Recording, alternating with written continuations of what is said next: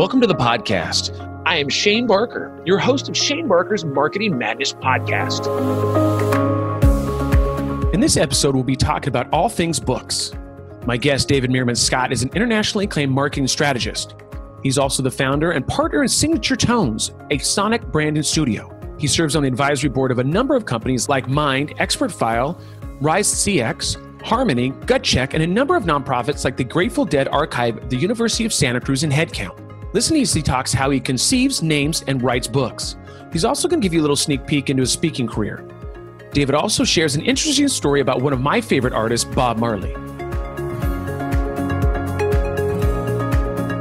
All right, cool. Everybody, hey, you guys, once again, welcome to Shane Barker's Marketing Madness podcast. We have David Meerman Scott here today. And once again, Dave, thank you so much for jumping on the podcast today. Thank you, Shane, for having me on. I really appreciate it. Absolutely, man. Absolutely. So obviously, I always tell people this. We always ask our audience, like, hey, who do you want us to interview? Who do you want us to talk to? You've been on that list for a long time. We're able to get in front of you. I know you've been doing speaking in your book and all kinds of fun stuff. Here the last few months, slowed down probably a little bit just due to this little thing called COVID-19, which has put us in our seats for a little bit, maybe to reevaluate ourselves and how we do life and how we do things. And so I'm not going to say thank you to COVID-19 because I think there'll be a life lesson that happens because of this. But here we are today. So the people that don't know about you, like, why don't we? I always like to start with a little foundation with the audience. Like, where did you grow up? Your family? Like, kind of give us a little background. So I grew up in various places because my dad was a corporate sales and marketing guy. So a little bit of time in Massachusetts and in different places in New York. But I like to say that I'm from Connecticut because that's where I lived when I went to high school. And I went to college in Kenyon College in the cornfields of Ohio. And then I thought I wanted to be a bond trader. So after I graduated from college, I went to Wall Street, got a job as a bond trader, and actually was on a bond desk. I wasn't quite the trader. I was sort of an assistant. And I hated it. It was terrible. It was just a whole bunch of like young men barking into telephones, which I just didn't like. Yeah. What I really loved was the information that the bond traders used, the Dow Jones and Reuters screens, things like that. It was really interesting to me. So I spent about 15 years in the corporate world. 10 of those years were in Asia. I lived in Tokyo and in Hong Kong. And I was working for real-time information companies, selling and marketing services to bond traders all over the world living in Asia. And I was really lucky because that experience of being first on a bond trading desk and then working in the information, most of that was pre-web. And so I had essentially a head start into what this internet thing is because I was using real-time information before practically anyone else on the planet was. It was really just a handful of bond traders that were using this kind of information. So I was really lucky. And then 18 years ago, I went out on my own to share the ideas that I learned in various ways. I think like all of us, I lucked into things that I hated. I lucked into things that I loved and figured out some things that other people didn't know. Yeah, well, it's that journey, right? It's kind of like that's why I always ask like foundation questions and stuff, because I'm always intrigued by the journey that everybody takes, right? Because and a lot of times everybody says, hey, I started here and I don't know how I ended up here. You say you lucked into it, right? And then I was here and these things happened. That kind of sucked. But hey, then it caused me to do this. And then I met my wife here because of this. And, I look at it as a journey. I love, that's why I have the podcast, is marketing and all that kind of stuff obviously is intriguing and I love it. But it's really hearing the backstory on how people's journey, like where they, started at here and they went here. I love that backstory on it. So so your family, how big was your family growing up? I have two brothers. Both of them are younger. And my dad was a corporate guy. My mom was, an upscale housewife type, making sure that we went to the right country clubs and all that sort of thing. Yeah. Which is definitely not the life that I carved out for myself. My wife is Japanese. We've got one daughter who's obviously half Japanese. And I know we'll talk about it in a couple of minutes, but my daughter, Reiko, she's 27 years old now, and she's my co-author in my latest book, Fanocracy. But we just got news about her. She's just graduating from medical school, and she's going into emergency medicine. And a couple of days ago, learned that she's going to be going to Boston Medical Center for her residency program.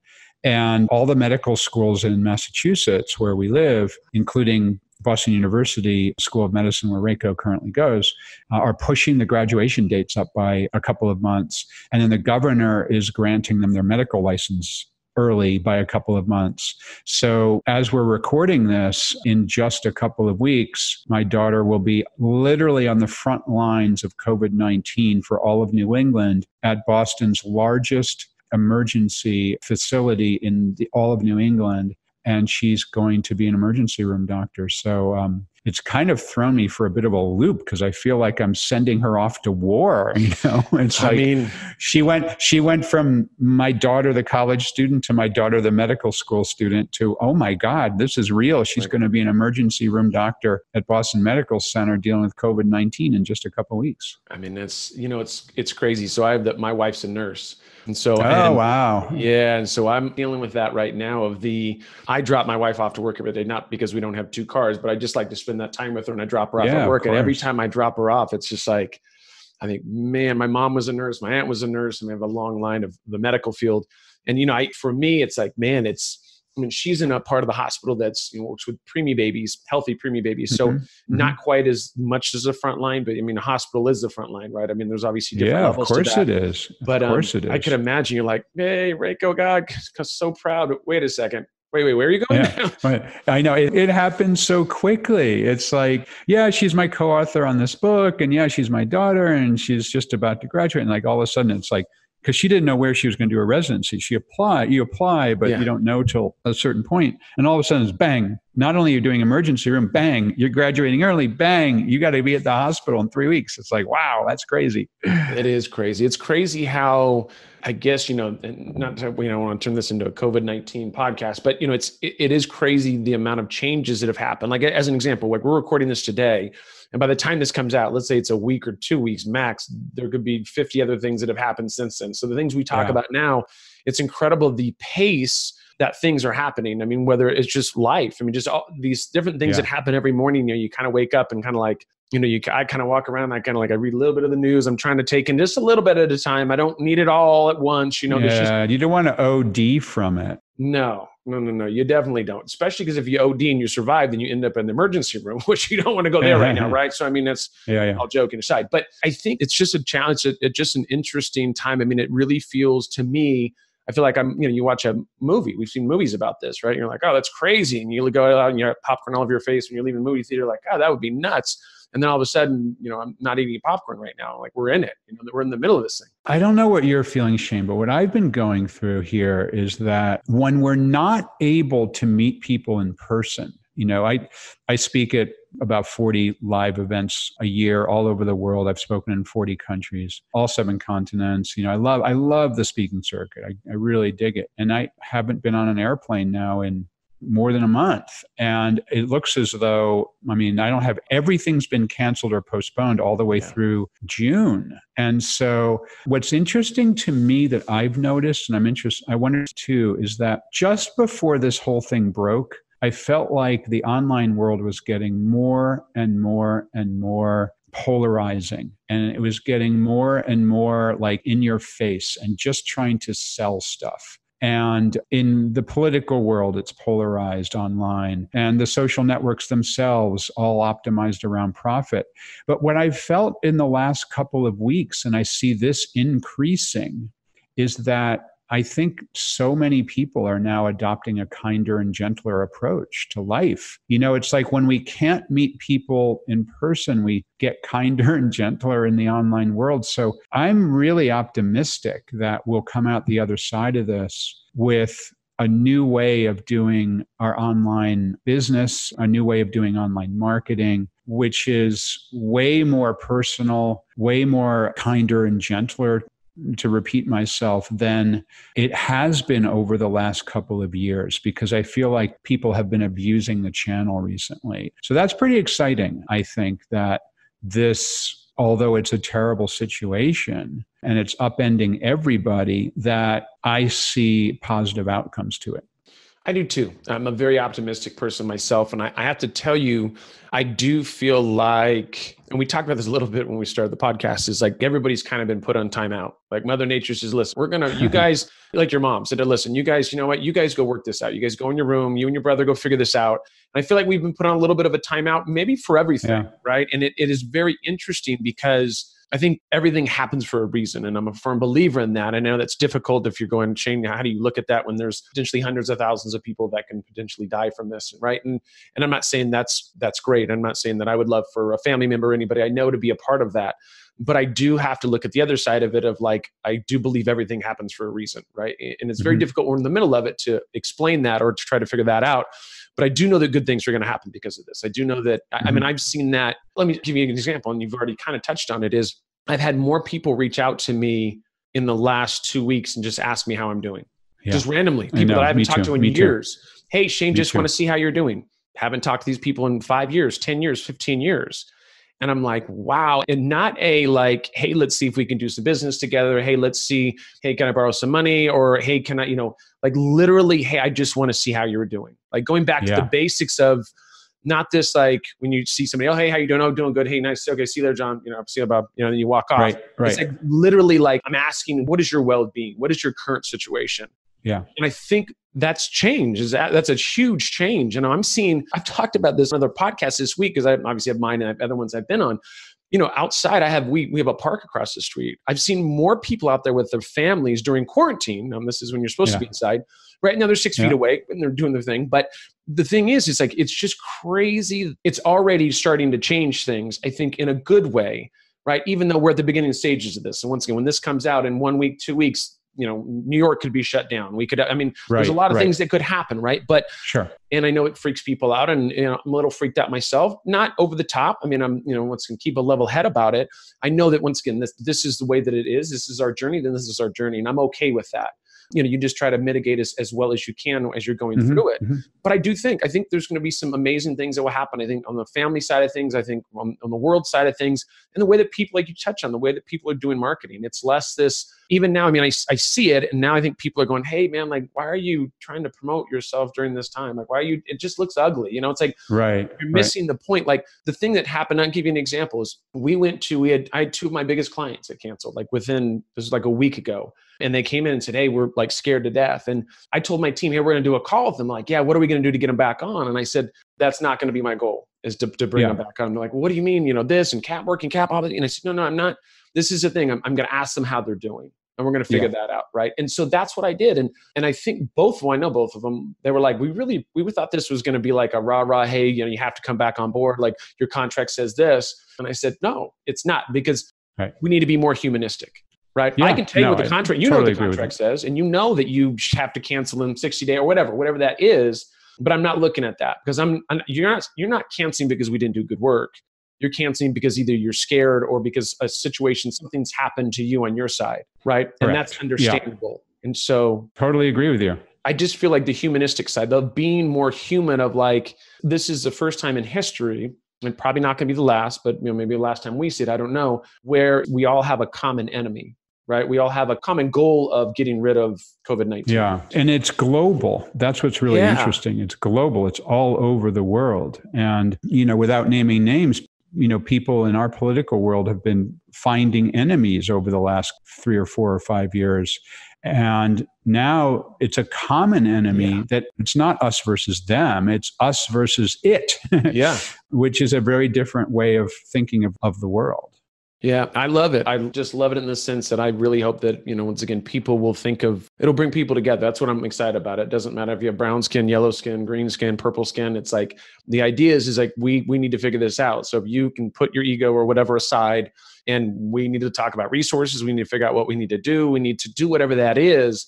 And I love that. I it's crazy now. And now I see, we're seeing this of like, hey, we got to get the homeless people off the streets. Right, we got to do this and we got to do that. And I love that. But, then it makes me think, okay, like, once again, not to get into homelessness and all that. I know it's another ball of wax here, but I just think I just really hope that it brings people back to the point of like, hey, we're in this together, and what can we do to help each other? Right. No, I think that's right. That's what I'm seeing. Yeah, me too. And I'm loving it.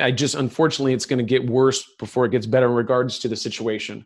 right? And hopefully that just pulls people back to want to care more. So that's what I'm hoping. I guess we'll see how that goes. But I want to talk about a little bit about, I want to talk a lot about your book, because obviously you've written, how many books have you written? 11 books. 11. I can't even spell the word 11, and you've written 11 books. I mean, that's... Well, and the other thing that's interesting is the one that I'm best known for is called The New Rules of Marketing and PR. Originally came out in 2007.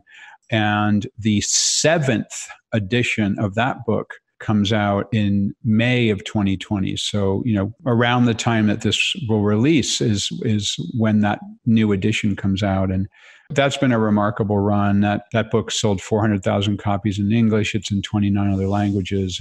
But I've got 10 other ones. And I think by far my best is the new one called Fanocracy, turning fans into customers and customers into fans. And it's really a book for the current times, which I'm pretty excited about as well.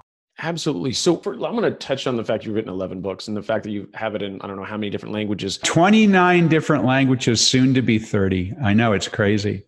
That is, I mean, that like, it brings you up from I write a book to legendary status. I mean, at that point, you have a book that everybody, I mean, when that many languages, like that's insane. So what is your process with writing? I mean, I know obviously written 11 of them. I want to talk about Fanocracy, obviously, in a short second. But tell me a little bit about your process when it comes to writing. The reason this literally is just for me. Like, I'm being very selfish here. Yeah. I've talked about writing a book. I've got all the ideas. Now's the time. I've got time. Now's the time, right? I just have to cure my ADHD. So as soon as I can get rid of that and figure out that's the hardest part for me is like, and it's like anything, the podcast, all this other stuff, but like, I like have what I want to do, but it's just, I guess I'm just understanding, and everybody has their process, and I could read 1,000 books. Process. It's, but tell me a little bit about yours. I'm going to talk about my process, but I'm going to also talk about it in a way that I've never heard anyone else talk about. So I am a massive live music fan. I've been to 804 live concerts in my life. I have a spreadsheet where I keep them. I've been to 75 Grateful Dead concerts. I started going to shows when I was 15 years old back in the late 1970s. So this has been a real thing of mine. I like to look at music metaphors. So my process when I think about a topic to write a book on is I first kind of analyze the things I've tweeted about. What gets engagement? What are the things that I post on LinkedIn? What's getting engagement and why? And then when I see patterns, then I'm like, oh, that's interesting. And then I start to write some longer form content like blog posts or do some videos. And if that starts to get traction, I say to myself, oh, okay, there's something going on here. This seems pretty interesting. But then I always take it back to I'm looking for a pattern in the universe that nobody else sees. I'm looking for a topic for a book that's new and has not been explored. So to bring it back to the music metaphor, I need my book, absolutely have to have my book be original music, not be a cover band, not be playing somebody else's music. And if I look at, there's probably been 10,000 marketing books published in the last decade. If I look at those 10,000 marketing books that have been published in the last decade, the vast majority of them are cover bands. The vast majority of them are not breaking new ground. The vast majority of them are taking ideas that have been talked about before and changing them up slightly and putting them out. So I look at what's a pattern in the universe that I see that no one else is seeing. So for the New Rules of Marketing and PR originally came out in 2007, what I was seeing at that time was that marketing on the web is not about advertising, but about publishing content. That was a radical idea when I was writing that book in 2005 and 2006. And then that one came out in 2007. It was the first book ever on, and you can call it content marketing. I call it the New Rules of Marketing. HubSpot calls it inbound marketing. You can call it social media marketing, all of those terms. This was the first book on that subject. Then a couple of years later, I was seeing patterns in the universe where whole world of marketing was going real time. And there was a little change that Google made more than a decade ago that almost nobody remembers. But Google was not real time for the first decade or so that it was out. If you wrote a blog post, it wouldn't get indexed for a couple months. If you changed your website, it wouldn't get changed in Google search engine for a couple months. And then they figured out how to make their search engine update in real time. If I write a blog post, it's instantaneously within the search engine. I thought that was like one of the most fundamental things that Google had ever done, but no one else was talking about it.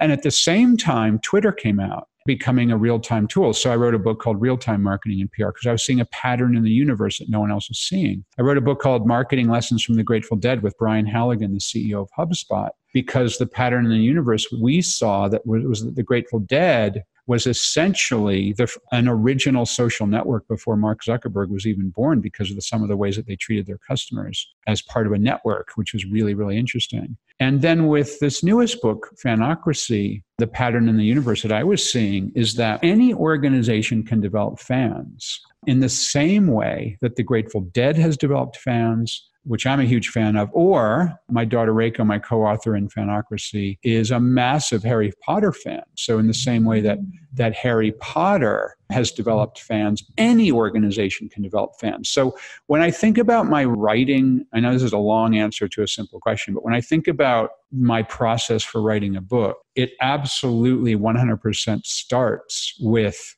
what's a pattern in the universe that I'm seeing that no one else is seeing, and a book that has never been written before.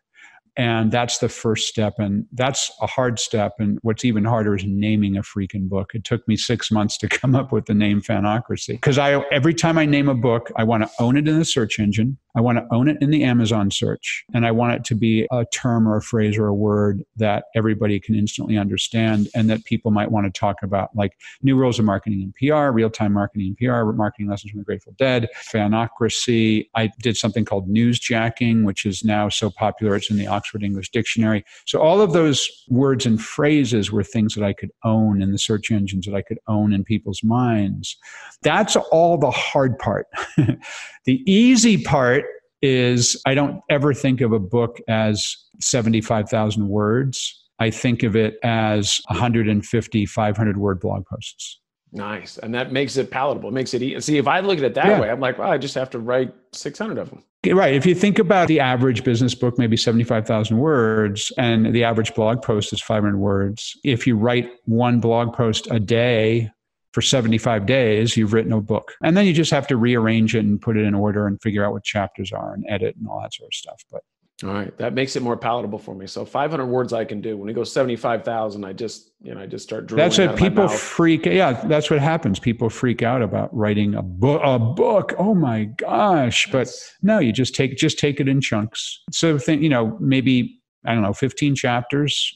And each chapter is 5,000 words. Each chapter is roughly 10 blog posts, and you're good to go. There we go. All right. Hopefully next time we talk, I'll be able to have you. I can sign and give you a free book or something like that. If not, I'll give you. There you go. And then you make sure though that it's original. It's not a cover band. It might be the only one that's written. It might even be just a PDF, but I'm going to sign that for you, and you're going to get that first copy, my friend. I'm looking forward to that, Shane. It's exciting. Can't wait. I know, especially in the world of COVID-19. Shane's giving out free books he hasn't written yet. So that's when you know things are good. That's when you know the economy's turning around. So tell us a little bit about your most recent book, because obviously, like you said, we understand what you've done. I mean, you've written 10, 11 books in all kinds of languages. Tell me about the current book that you wrote, and you wrote it with your daughter, which I think is phenomenal. So will you kind of give me a little background on that?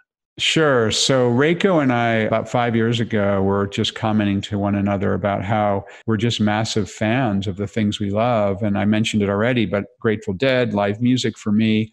Reiko, such a Harry Potter fan, seen every movie multiple times, read every book multiple times, went to the Wizarding World of Harry Potter in Orlando twice, even went to the UK to go to the studio tour. I mean, she also wrote an 85,000 word alternative ending novel to the Harry Potter series and posted that on a fan fiction site that's been downloaded and read thousands of times, commented on hundreds of times. So that's how much of a Harry Potter geek she is. And I'm like, Reiko, I've been thinking about doing a book on this idea of fandom. And my thesis is that any organization can build fans in the way that Harry Potter has built fans, in the way that Grateful Dead has built fans. I'm thinking about writing and researching that. I want to ask you some questions. So I kept quizzing her, what would a millennial think of this? What would a woman think of this? What would a Comic-Con fan think of this? And I kept asking her all these questions. And then finally it dawned on me, her voice was so important to this book. So why not? Don't just have a 50-something-year-old white guy write the book. Have it be a 50-something-year-old white guy who loves the Grateful Dead writing together with a mixed race. I mentioned earlier my wife's Japanese, so Reiko's half Japanese. A mixed race woman born in Tokyo who loves Harry Potter, who's got a neuroscience degree, and who's going to be an emergency room physician. Two very different viewpoints, but both of us have the same viewpoint about fandom. So then we just spent 5 years researching and writing this book around that idea. And we did find examples of all kinds of organizations, B2B companies, enterprise software companies, nonprofits, government agencies, all kinds of organizations that have built fans. One of my favorite examples is in the automobile insurance business. Super sexy. It's not a business you would think can develop fans, but Hagerty Insurance is an organization that insures classic cars. And they have over 1 million fans. So they go to classic car shows, can't do it now during COVID-19, but typically have gone to classic car shows where people who love classic cars gather. They put on seminars, they provide advisory work to people. They talk about values of classic cars, how to take care of your classic car so it retains its value, things like that. They have a YouTube channel with over 1 million subscribers. They're an auto insurance company. They have an online community of 650,000 members where people connect and chat about their classic cars. And now they're the largest classic car insurance company on the planet. And when I interviewed McKeel Hagerty, the entrepreneurial CEO and founder of the company, he said, David, there's no way we could have competed with every other insurance company. So we decided to go out and build fans. And it's been amazingly successful for us. So Reiko and I found a whole bunch of examples like that of organizations in surprising businesses that have built massive fandoms. So we wrote a book with some prescriptions about how organizations could build fans, but super fun to write with her, super fun to geek out about the things we love. And, why am I a fan of the Grateful Dead? Why is Reiko a fan of Harry Potter? Figure out what that means for developing fans of any business. So how did that work for you guys writing the book together? I mean, you guys obviously seem like you have a great relationship, but there's got to be, I can only imagine, I mean, if I can imagine if my son and I went to go write a book and we have a great relationship, but that's, I mean, how did that, how was Christmas if she was, you're just like, listen, you're running a little behind on your stuff. And I mean, how did that work out? It's already hard enough to do it yourself, I would think for myself, but then having another person in the mix. Well, when we started this project, she was only 21 years old, just about to graduate from her undergraduate degree. She went to Columbia, did a neuroscience degree. And so when we started, our relationship was hierarchical. I was paying for her college education. When she wasn't in her dorm, she was living under my roof. I was the father, she was the daughter. And we realized really quickly that hierarchical relationship was not going to work writing a book. So we very quickly went to a partnership of equals. She had to feel comfortable telling me that a chapter I wrote sucked. Absolutely. And I had to feel comfortable telling her that she's a better writer than I am, when she is. So that was the first thing. And we sorted that one out quite early. So that ended up being a really positive effect on a relationship. But then we had a false start where we spent about a year, most of the first draft, we wrote in a unified voice of the two of us. So when you write a book with a co-author, you've got a choice to make of how you want that voice to come through. And we were writing in a neutral voice that encompassed both of our ideas. And it just wasn't working because my voice was being smoothed over, her voice was being smoothed over, and it was a really generic approach. So we realized that we screwed up and we had to start the book all over again, where she wrote half of the chapters roughly, and I wrote half the chapters. But it actually has a byline, who wrote that chapter. So chapter 4 by David, chapter 5 by Reiko. And it's a really cool way for us to share the things that we wanted to talk about. But the reader then sees it from the perspective of a mixed race millennial woman versus a middle-aged white Grateful Dead fan. And then as well, when we finished the book and recorded the audio book, we recorded it together and we just read the chapters that we wrote, which worked out really well also. So the process was great because we came at it from a partnership of equals. And then we realized pretty or early enough that it wasn't terrible, that the original way we were writing the book wasn't working. We had to make a pivot and then figured out that change so that now it's really good. And I mentioned earlier, she's a better writer than I am. She truly is. So now that she wrote her chapters, I wrote mine, it's been really funny. Like 40 or 50 people have danced around this with me. No one has come out and said it. Not a single person has come out and said, David, she's a way better writer than you. But people dance around it. They say, Reiko's writing is really interesting. It's almost lyrical. And I go, I know, she's a better writer than me. And like, yeah, she is. It's like, you could say it. It's all right with me. I'm okay and then with or it. someone else, other people would say, wow, you guys have very different writing styles. She's better than me. Yeah, she is. I love it. It's hysterical. It's hysterical because no one wants to feel as though they're hurting my feelings by saying that I suck. I don't suck, but she's just a better writer. Yeah. You've just met your match, and she just writes a little differently. Not a big deal. That's okay. We always want our kids to do better than us, right? So that's to me, that's not a bad thing. So you guys worked on that book for 5 years, and it just came out. Was it beginning of 2020? It was January 2020. Yeah, absolutely. Awesome. And Tony Robbins wrote the foreword to the book, which is also an exciting aspect of it. That is. I speak at all of Tony Robbins' business mastery events and have since 2014, and he's become a friend and we've become business partners. And so I was really excited that he was willing to write the foreword to the book. So talk a little bit about your speaking career, because you said you've been pretty much to every continent and spoke. I mean, how long have you been speaking for?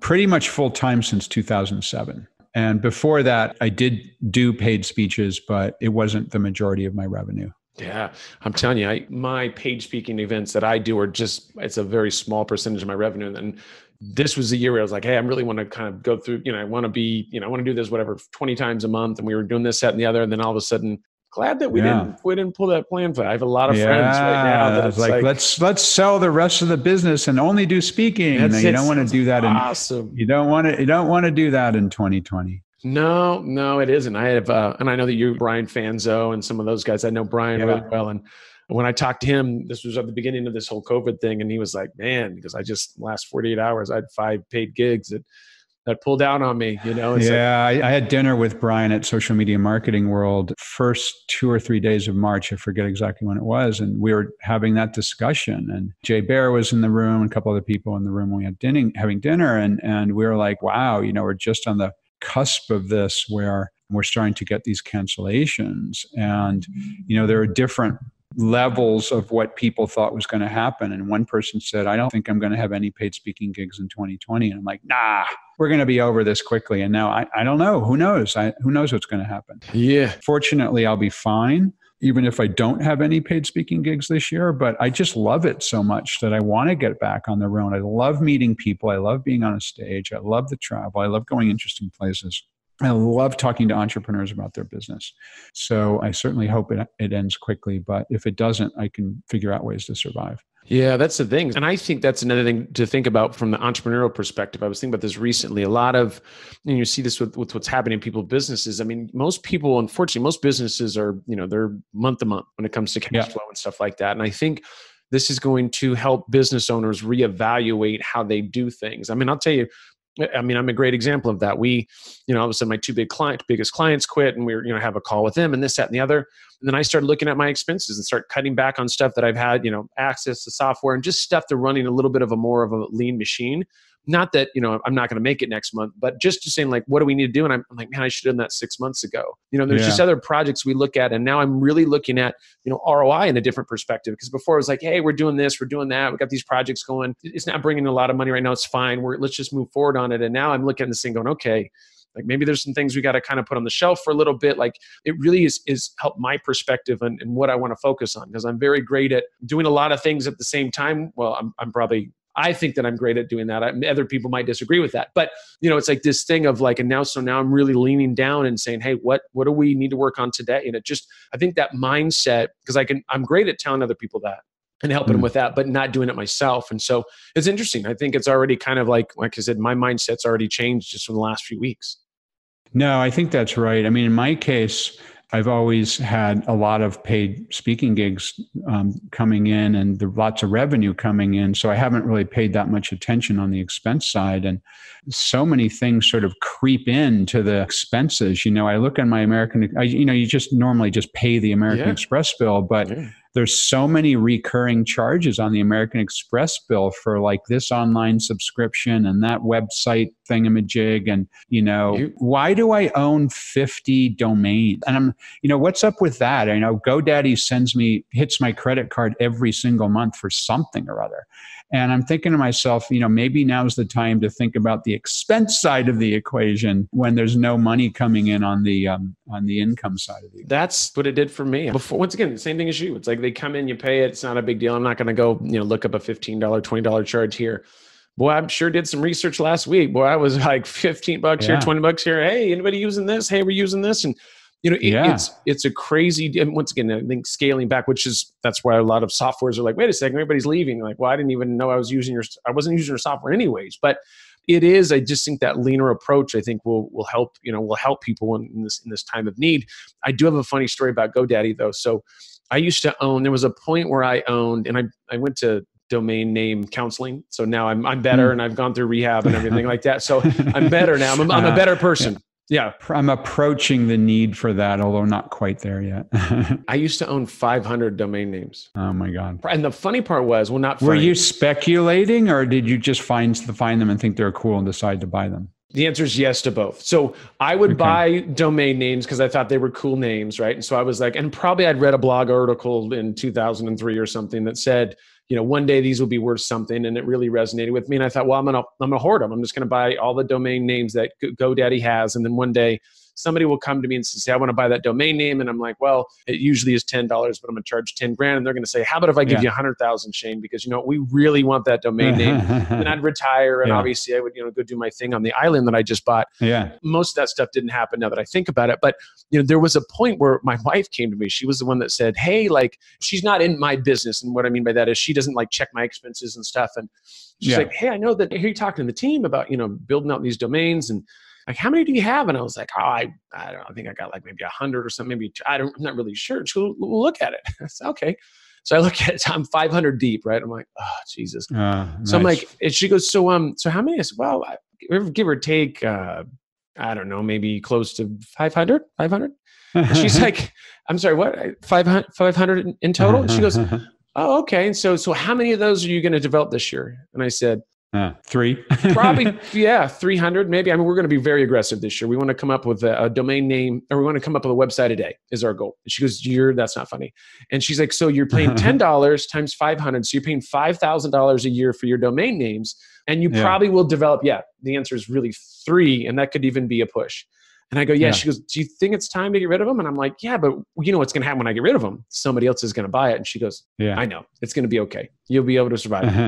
And so I started shedding domain names after counseling and everything, and realized that, that I will still get special rates with GoDaddy if I only have 50 or something, and I started shedding, and the funny part is I actually did sell a domain, but this was after I'd shedded them all. And I sold one for a good amount of money probably a few months ago, but it was just random. And all my other ones, I didn't make $1 off of. Put all my, working thing up and do this and do that. Never made $1 from them. It's just one of those deals. But yeah, me too. I've never sold one. I mean, I might have sold one for like nothing, for like $100, which paid for, hosting for a minute or something. Yeah. But I tend to buy them not so much that I think they'll be valuable one day, but I buy them and say, oh, that's cool. Maybe I'll use that one time. Well, and I was a nice mix of both. I thought either I would sell it, or I thought if I think it's a great idea, there's somebody else. And I just never found that other person that thought it was a great idea. It was, and of course, to me, it was real estate. And I always tell people, oh, it's real estate. And so I bought it, and it was the most expensive real estate that I never did anything with. I didn't even get to keep the land or anything. I was like, okay, I'll give it back. I apologize. Nice. But so other than your speaking stuff, so tell us something. I know you got some hobbies. Don't you love, you love surfing? Isn't it I'm into surfing. I'm also really into the Apollo lunar program. I have one of the best collections on the planet of artifacts that have flown to the moon on the Apollo missions. I actually have a home museum in my house And I wrote a book called Marketing the Moon that came out about 6 or 7 years ago. Did well, but that was optioned for a movie and was turned into a film called Chasing the Moon. That was a 3-part miniseries, PBS American Experience. So, that's the second book that was a hobby that turned into a marketing book. My love of the Grateful Dead turned into Marketing Lessons from the Grateful Dead. My love of the Apollo Lunar Program turned into Marketing the Moon. So I guess there's a pattern there. Get really interested in something that I geek out about, and then figure out what the marketing angle is on it, and then write a book about it. So where'd you meet your wife? I lived in Tokyo for 7 years. My wife's Japanese. We met there. Gotcha. And is she as into music as you are? Nope. She's into her things. I'm into my things. Gotcha. She tolerates me. I mean, I've taken her to shows, 20 times, but certain bands that she likes, I'll take her. But for the most part, I go with my buddies. Yeah. It's funny. So we've, not to talk about marital stuff, but my wife and I, just probably this last year, she finally told me, because I'm like, I love like a kind of like reggae, like this California reggae, kind of kick back and, good vibes. And used to listen to hard rock a long time. I mean, I've just gone through these things. And now, so I'm on this kick. And so she finally just told me, we go to these concerts, and she just didn't really seem that into it. I'm like, I thought you loved this music. She goes, no, you love it. Like, I just come to help to be here with you. And I thought, all right, we might need to figure this out here, because I don't want to force you to a concert where I'm like vibing out and going, this is great. And she's like, oh, you look like an idiot. Put your hands down. Like, what are you doing? And so it's one of those things. So now we have like Mumford and Sons, which is kind of our, I'm not going to say our Grateful Dead, but it's, for me, like their music is like, listen to them. It's like they're good band. They're a good band. Yeah. Yeah, you can't go wrong with it. We've seeing quite a few of their concerts. So tell me, what's a California reggae band, for example? So there is one of them's called Dirty Heads. So it's I know them. Yeah. I've seen them a bunch of times. Revelation is another one. I don't know them. There is, I'm trying to think. There's like 1,000, I like Dirty Heads. Yeah. Just good live music, and just good vibes. And Sublime is pretty awesome. Love Sublime. So you might be interested to know that of the 804 live shows that I've been to, the most epic was that I not only went to Bob Marley's last concert on September 23rd, 1980. I am the only person known to have taken photographs at Bob Marley's last concert. And I borrowed the yearbook photographer's camera, brought it to the shows at Stanley Theater in Pittsburgh, Pennsylvania. And because it was a big-ass professional camera, they thought I was a professional photographer. And I was able to go right down to the front. I took some amazing photos.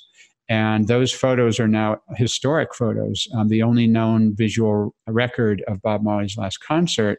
And there's a documentary called Marley that came out 4 or 5 years ago. And my photos are 5 minutes of that movie, because that last concert was really, really important in telling the story, because it was the only show that Marley performed knowing that he was going to die of brain cancer. He performed several shows at Madison Square Garden just before that in New York, and he wasn't feeling well, so he went to the doctor. The doctor said, you have brain cancer, you're going to die. And he goes, oh my gosh. And he was trying to process it, so he got the band, they took the bus and went to Pittsburgh, did that show, and then they decided to cancel the rest of the tour, and he never did another show again.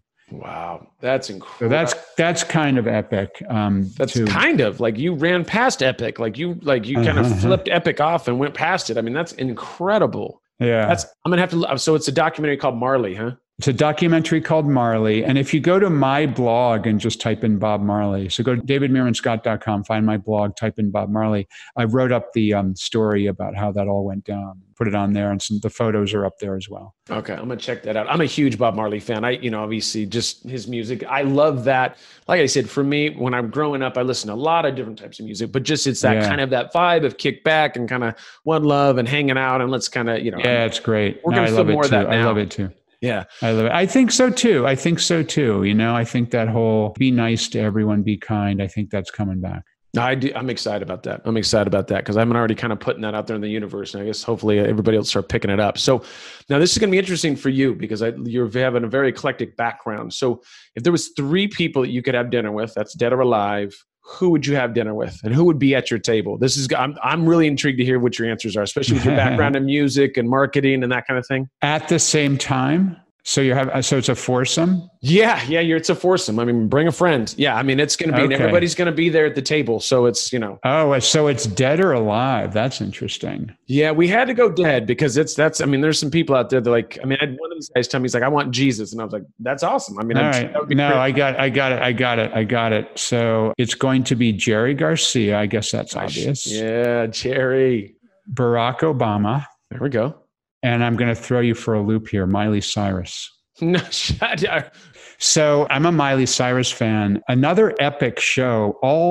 None of my friends wanted to go with. I just thought it was the coolest thing I'd ever seen. Was Miley Cyrus backed by the Flaming Lips at the House of Blues in Boston, which is a small club. She did a very tiny, very kind of almost secret tour. She announced the tour, and then like the first show was like 3 days later, kind of thing. And then it popped up on my Ticketmaster alert, and I'm like, Miley Cyrus backed by the Flaming Lips. I'm down for that. So I called around to my concert buddies, I'm like, hey, you want to go to this? And everyone said no. I was like, oh man, this is going to be epic. So so that's my dinner foursome. I think that would be a really interesting conversation between the four of us. That would be, my God, Miley Cyrus. Yeah, I wouldn't have guessed that. That was definitely from left field. That always throws people for a loop when I pull out Miley Cyrus. You need that. You need that though. You need to throw people for a loop. That's a good. I don't want people to think they have me figured out. No, that's the worst. That's the worst. I remind my wife that every day. Right when she thinks she understands who I am, I'm different. Nice. So here, last question before we jump off here. So if you had $10 million, I'll give you a $10 million lottery ticket. How would you spend the money? Where would you put the money? Isn't that interesting? Okay, so I'm doing just fine. So I don't think I would spend it on I might stick a little bit in the bank just for security purposes, but then I would figure out ways to share it with the universe. Right now we're dealing with COVID-19, and we talked about throughout this podcast that I love speaking. I love the speaking circuit. I love being on a stage. And, we can't speak now. The entire speaking industry is completely shut down. And I'll be fine. Personally, I'll be fine. But I really worry about the freelancers in the speaking business who plan meetings, who set up the stages, who work the soundboards, who work backstage, who work the lighting, who work security, people like that. I think it'd be really cool to figure out how to take a pretty big chunk of that $10 million, maybe half of it, and set up a foundation right now to support people in the public speaking business and the event business who've lost their jobs and who are, for whatever reason, living gig to gig and having trouble making rent and having trouble even putting food on the table. Because I know some of those people are facing those problems. And the professionals that make me look good every week because they're working the soundboard, because they're working the lights, because they made a beautiful stage for me to present from, those people are hurting way more than I am right now. I'd love to be able to support them somehow. That's awesome. I love it, man. I'll tell you, David, you got good vibes about you, bud. I do appreciate that. Thank you. I love it. I always talk about the universe, and it's kind of nice how things, whether it be book ideas or whether it be giving back, I think that's something that everybody needs to think about these days. So I'm a really, really, really big believer in the idea that the more you give to the universe, the more the universe gives back. I'm not religious, but if I were to say what's my religion, that's what it would be. The more you give to the universe, the more the universe gives back to you. So that's sort of what I live by. I was raised by California hippies, so that was pretty much our mantra. I think that's what we pretty much had up on the wall was like, hey, you got to give back to the universe. The universe tells you something, you should probably listen. So David, thank you so much for being on the podcast today. And you guys, if you guys like listening to the podcast and if you want to hear more of it, make sure you guys subscribe to it. And David, another thing is, David, if anybody wants to get in contact with you, obviously, how can they get in contact with you? So my full name, David Meerman Scott. I'm the only one on the planet. So you will find me if you go to the Google machine. I have a great site at fanocracy.com where there's lots of free content about fanocracy. And on the socials, I am DM Scott. That's DMSCOTT. Awesome, David. Thank you so much for being on the podcast. Thanks, Shane. It was really fun to talk with you. Take care, my friend.